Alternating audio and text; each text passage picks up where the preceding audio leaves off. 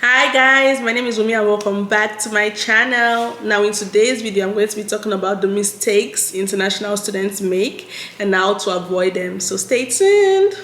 So we all know that studying in the UK as an international student has various advantages. For one, you're going to improve your English. Secondly, you're going to make international friends, and you're going to also immerse yourself in a different culture, which is amazing because you learn new things while studying in the UK, and also get to see a different part of the world. And yet, like every new challenge, you might make a few mistakes when you first arrive in the UK, but the good news I have for you is I've made those mistakes so you don't have to. Now, the first thing I'll mention is not planning the timing of your applications properly. Now, applications to the UK universities can take a long time, and I would advise you to plan properly. So if you can even start your applications 5 to 6 months prior to the resumption date, that would be amazing, because this will give you ample time to get everything done and avoid disappointments.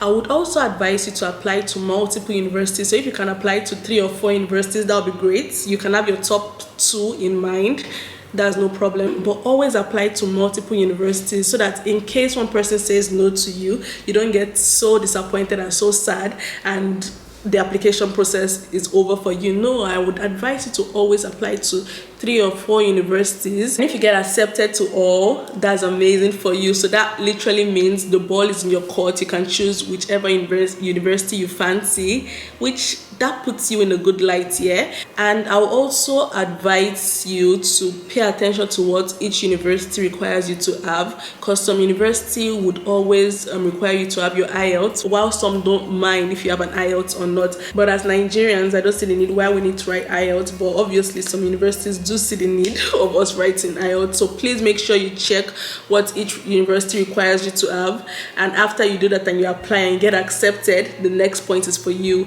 Now, the next mistake international students make is not packing carefully. Yeah, listen closely, guys. Now, packing too many wrong items or too many unnecessary items can cost you money, because number one, it costs you your luggage space, and if you are someone that wants to pay extra for luggage space, it just costs you money because you just packed something way unnecessary. Okay, so we need to know the necessary things to pack as an international student. So I'll say packing too many winter jackets can be a waste of space, because number one, winter coats are heavy and they occupy so many space because it's so bulky, yeah? So I advise you to just pack maybe 1 winter coat. Instead of even putting it in your box, you can put it on you so you don't have to occupy that space, and pack mostly jumpers and sweaters, because in the UK has such a bipolar weather, and it can get like super hot 1 minute, super cold the next minute. In fact, it could rain or snow while it was hot maybe in the morning. So it's best for you to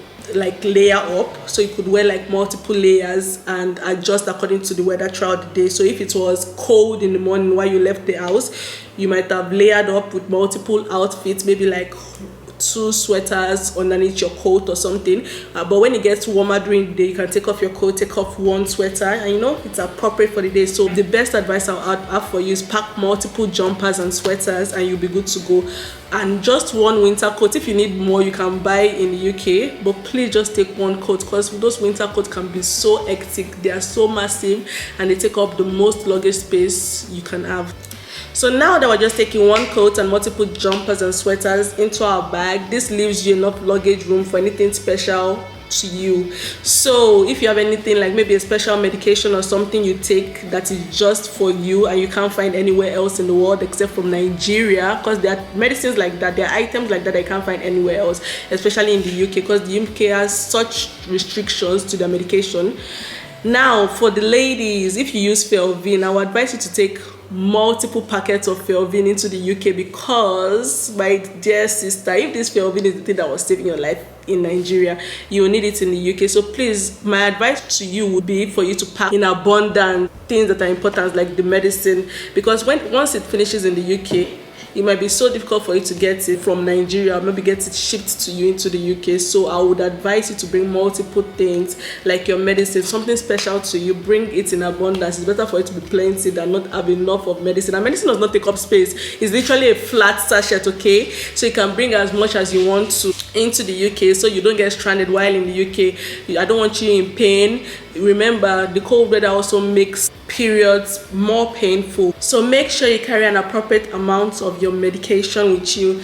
And also, if you have any skincare brands specific to your country, like maybe black soap or something, please bring it along, okay? Don't waste your luggage space on unnecessary things like utensils, pot pans, or whatever, books, Indomie. You can get all those things in the UK, okay? Now, the next mistake international students make is not securing accommodation before coming into the UK. Now, the safest bet for you as an international student is for you to secure your accommodation before you move into the UK. Now, your university will offer different accommodations on their website, so do make sure you check your university's website, and you can choose either of the accommodation, either on-site accommodation or the ones off-site, off campus, okay? And the safest place for you to book your accommodation as a student is through your university, because that reduces your chance of getting scammed, okay? So that's that about that. Now, the next mistake international students make is not taking proper documentation of the accommodation before moving in, like taking pictures of your accommodation before moving in.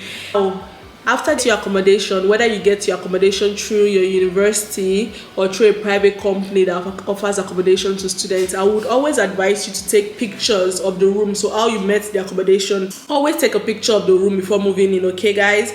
And if they give you any inventory form to fill out, please make sure you fill it out and submit it during the time they ask you to submit it. And also make sure you read through your contract so you don't break any rules without knowing, because ignorance of the law will never be an excuse over there. They always take action when you break any rule, okay guys? So make sure you read your contract so you know your house rules, and make sure you don't break your house rules. So 90% of the accommodation in the UK would usually ask you to pay for deposits, and deposits are usually around the same amount as your house rent. So if, for instance, your house rent is £600 per month, the deposit could be ranging from £580 to £650, okay? The deposit is basically a one-time payment, and the purpose of the deposit is basically to protect the landlord's property. So just in case while living on the property or in the building, you spoil something in your room or you damage something, the money for the repair of such item will be taken out of your deposit. Or maybe while your contract has been ended and terminated, you were moving out, but maybe you left like your fridge in the room, or you left something, or you didn't clean up, and your landlord has to like pay for cleaners or moving company to move out your items that you left in the house. The landlord, instead of using his own personal money to do that, would use the deposits that you've paid for in the beginning of your contract to pay for any inconvenience you give to the landlord, if that makes sense. I don't know if I explained it properly. So basically, that's the purpose of a deposit. Protect them from liability. Now, the reason I gave the advice to take pictures of your room before moving into the accommodation is because I've noticed the trend in the UK, and landlords over there, they're funny. I think everybody is hungry and desperate. So they always find a way to take a little bit of amount for your deposit. So maybe if your deposit was £580, they find an excuse to take maybe £100 for your deposit. So they most likely wouldn't give you your full deposit back because of one excuse or the other. And if you don't know your rights as a tenant, they are going to cheat you. So I'll always advise you to make proper documentations, take pictures of it, so that when a landlord claims that, oh, you bent my wall, you can show the picture and be like, brother, your wall has been bent before I moved into the room, so please don't yarn okutu to me, don't tell me nonsense, okay? So the pictures will basically be evidence to prove that you didn't do anything and the landlord is just taking a piece on you. So guys, make sure you take pictures. I took pictures, I did the proper thing, I took documentations, and nobody took my money. I got my full deposit till I left the UK. Now the next point I'll be making is not preparing for classes. Now, I don't want you to be surprised when you get to the UK and you realize that the class structure is different from what we have in Nigeria. In Nigeria, you can literally disappear into the crowd and your lecturer might not even know you one-on-one, because it's such a large class in Nigeria. You could have 200 students in one class, and it's going to be so hard for you to have like an interactive session in Nigeria classes and in Nigeria structure of education. But the UK is not like that. The UK has like smaller batches of students. Especially if you are a master student, you could have like 10 to 12 classmates. That is quite a small class, so you can't disappear into a crowd because there's no crowd to disappear into, okay? So I wouldn't want you to be shocked like I was. When I stepped into my class, I was so shocked that I could see everybody, like we're like 6 or 7, and I'm like, I I can't disappear into a large crowd. I was so sad, but I appreciated that in the long run because I knew my lecturers. My lecturers knew me. We could have discussions. They were like your friends, basically. So the UK has like a more interactive class sessions compared to Nigeria, and I would like you to be able to prepare for that environment. And also, before coming to class, it's going to be beneficial for you and your lecturer for you to be like prepared before your classes commence. So the UK has this interactive session like I've been talking about, which means that you cannot have an interactive session when you don't know anything about the topic. So now the purpose of an interactive session is for you to be prepared for your classes. So you have to read ahead of classes, you have to study.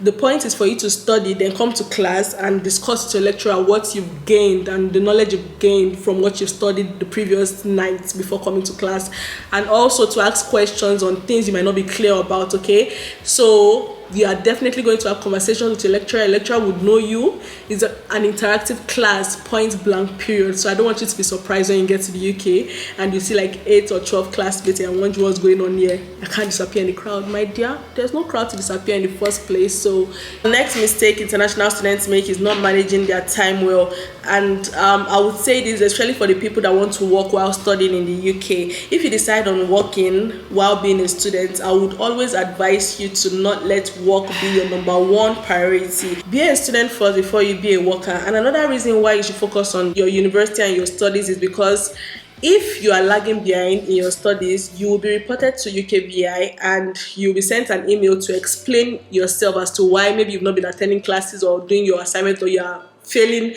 classes woefully. You'll be sent an email to explain yourself, and if your explanation is not good enough, you will be deported back into your country. So please make sure you focus on school. It's not all about work. Yes, have a social life, okay, but still, there should be a balance, and that is what most international students fail to have. Either they are only studious and focused on school with zero social life, or they just have a social life and no school. Basically just find a balance. Okay, life is all about balance. And with that being said, thank you for watching this video to the end. Don't forget to like, share and subscribe, and I'll see you guys in the next one. Bye.